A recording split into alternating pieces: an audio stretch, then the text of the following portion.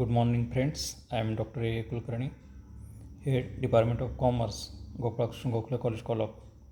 I am going to teach Human Resource Management to you in this BCA2. Firstly, we must know the human resources. What is meant by human resources? Here we will see different terms of factors of production. That is, if you want to produce something in economic terms, there is a term that is called as factors of production. If you want to produce something, four factors are most required. First one is land. Land is a natural resource available for production. Second one is capital. There should be capital, that is goods used in the supply of other production. Third one is enterprise, that is entrepreneurship or management. So these three things are required. Land is required, capital is required, enterprise or management is required, and fourth one is labor, that is the workers. They are also required to produce something. I am telling that after the factory system,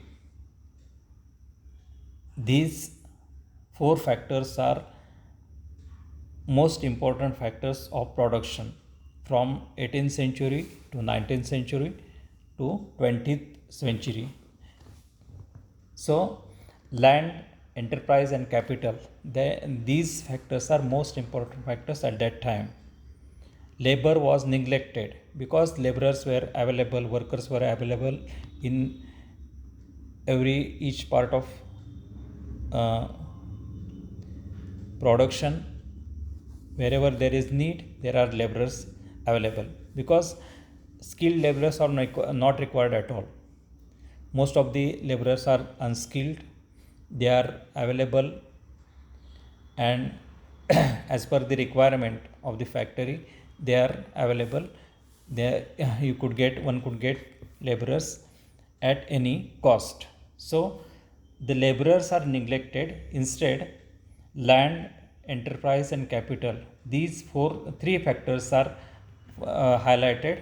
So these three factors are mostly required for the production process. So they are called as factors of production. From 18th century up to 19th and 20th century, middle of 20th century, these three factors have importance. Even up to 1990, land is required, capital is required, enterprise or entrepreneurship is required, and labor is always neglected or not seen, or unseen, we may say unseen factor. So we see that how there is a evolution of human resource management. In this chart we will see that these are the stages of evolution of human resource management, how the term human resource management evolved. Firstly, there is a period of 1890 to 1930. There was a welfare officer. Factory is situated. There is a one welfare officer. Number of laborers are there. The welfare officer sees at the laborers, their needs, their wants, and to fulfill the wants, he works properly. Then after that period, 1940 to 1939, there was a labor manager. One manager appointed, managerial team is appointed in the factory. Suppose if it is a factory of 500 workers, a separate team to manage the laborers or manage the workers is appointed. He is called as labor manager. Okay. So here also the laborers are neglected. Then after there, they give some importance to the laborers. After 1945 to 1979 onwards, up to 1979, there is another department, that is personal department or labor department, we say. Here, as just like other departments, that is production. So here the human resource management, instead firstly there is a personal management from 1945 to 1979. There is a separate department, that is personal department, just like other departments.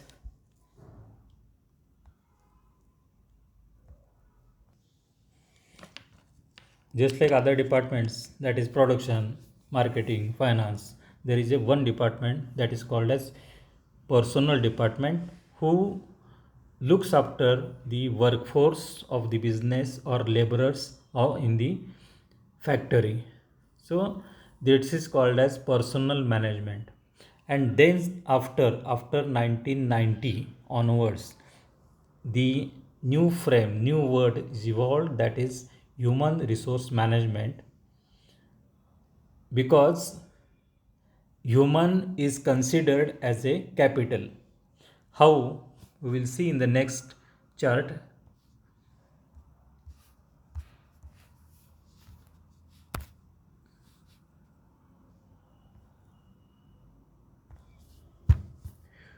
We'll see here.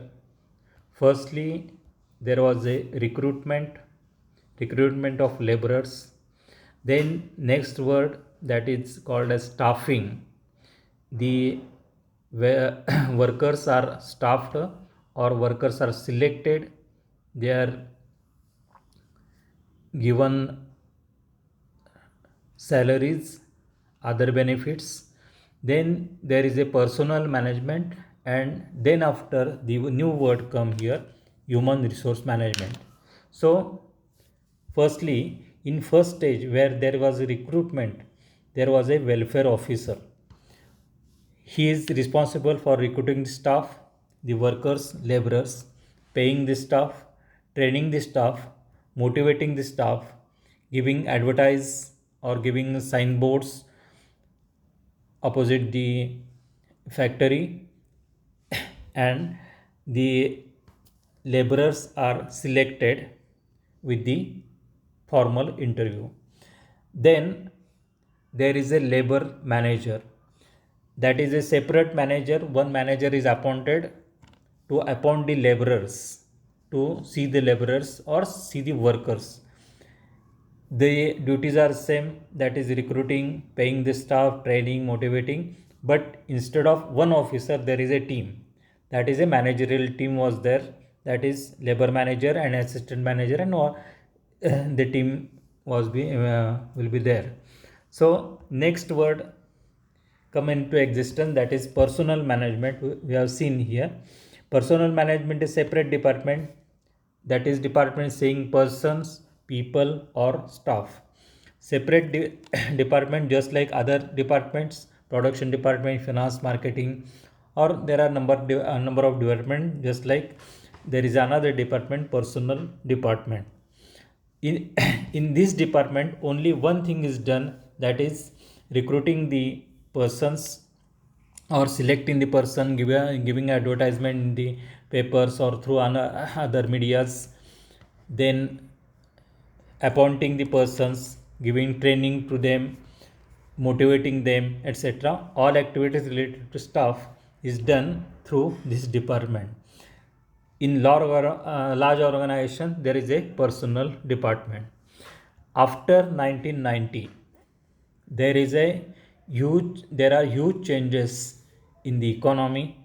The new economic policy, that is firstly LPG policy, you may say, liberalization, privatization and globalization came into existence. And then after we have seen number of changes in these companies, in these factories.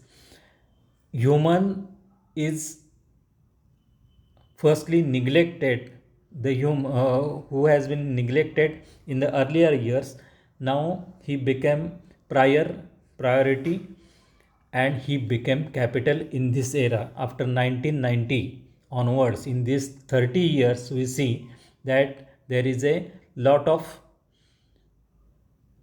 interest given to the human beings, and human is considered as a capital. So what happened in this era? In these last 30 years, there is a evolution of computers. First thing, the computer is evolved, the number of computers came into existence, the internet, due to internet, there is a drastic change in economic systems, in the companies, in the total era.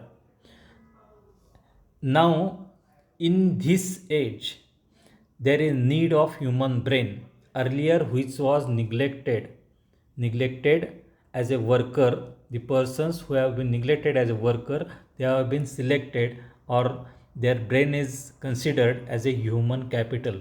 The new terminology came into existence, that is called as human capital, human brain.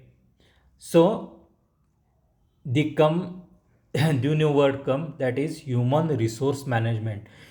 Human capital became a resource of the economy.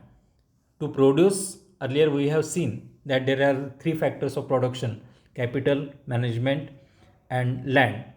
So these factors were easily available, but human capital is most important thing that is not available. So there there it became important that there should be human capital should be properly paid, properly suffered, and then only your company will be prospered.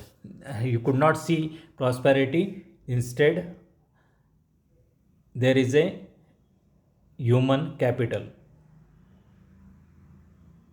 So we could see there is a revolution from the recruitment, from staffing to personal management and to human resource management. So in this era, it is most important to see that there should be human resources. Human capital or human brain is called as resources. It has been given importance from these modern companies, and this capital is considered as human resource management. So managing the human resources is become most important part in this era. Earlier it was neglected. We could see that if you want to start a company, capital is easily available. Capital is easily available in this 21st century. There are no bars on the capital. There are number of uh, there are number of we may say advantages.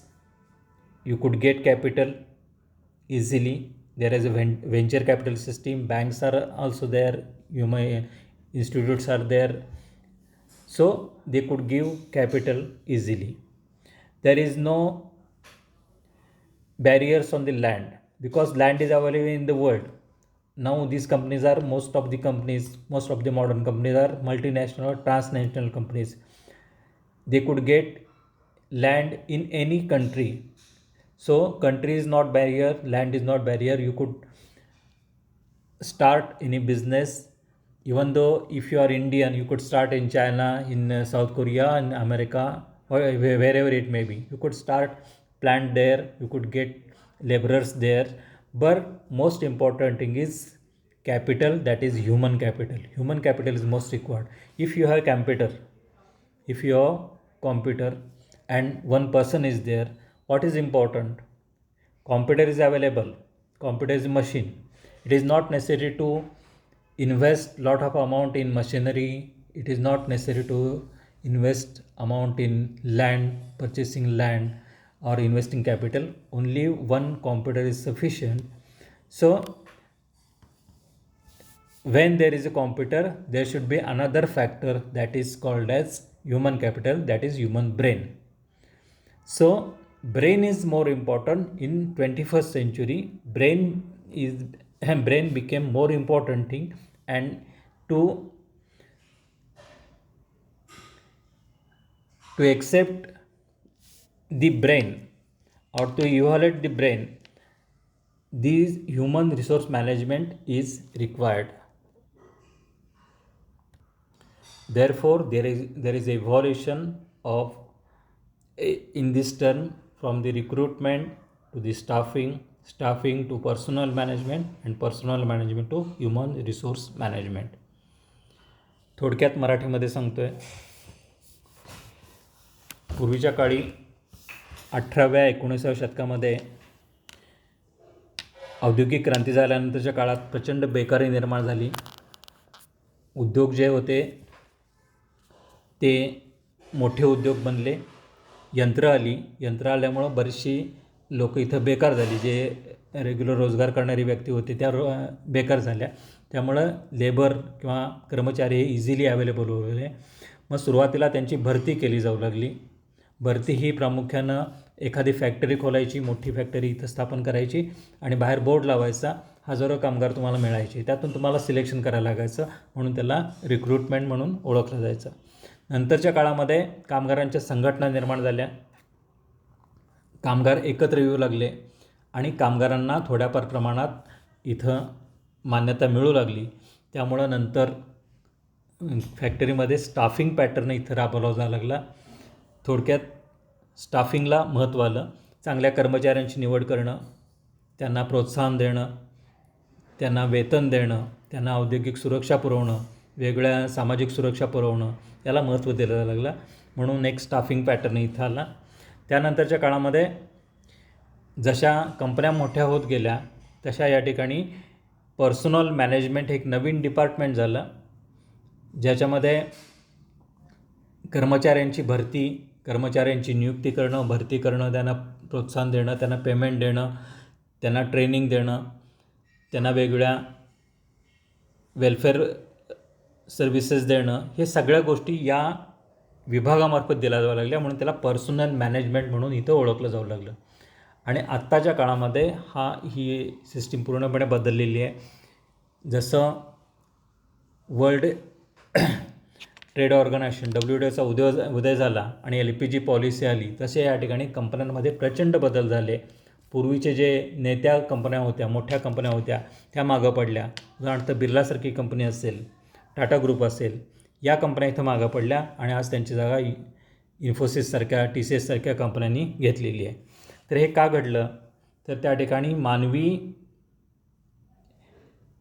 जी मन आहे किंवा या ठिकाणी brain आहे, माणसाचा बुद्धी आहे, त्या बुद्धीला इथं प्राधान्य दिलं जाऊ लागलं आणि या प्राधान्याच्या माध्यमातून बुद्धीचं प्राधान्य ओळखलं गेलं आणि त्यातून या ठिकाणी एक नवीन कन्सेप्ट आली, that is called as human resource management. आज आपण बघतो आहे एखादा उद्योग तुम्हाला सुरू करायचा असेल, आता उदाहरण बघितलं तर फ्लिपकार्टसारखं एखादं उदाहरण घ्या. फ्लिपकार्टमध्ये काय आहे? फक्त कॉम्प्युटर आणि use of computer, nothing else. ते काहीही प्रोड्यूस करत नाहीत, काही त्यांचं स्वतःचं उत्पादन नाही आहे. फक्त उत्पादित केलेला माल योग्य पार्टीपर्यंत पोहोचवणं आणि ते देखील कॉम्प्युटरच्या माध्यमातून, हेच त्यांचं काम असतं.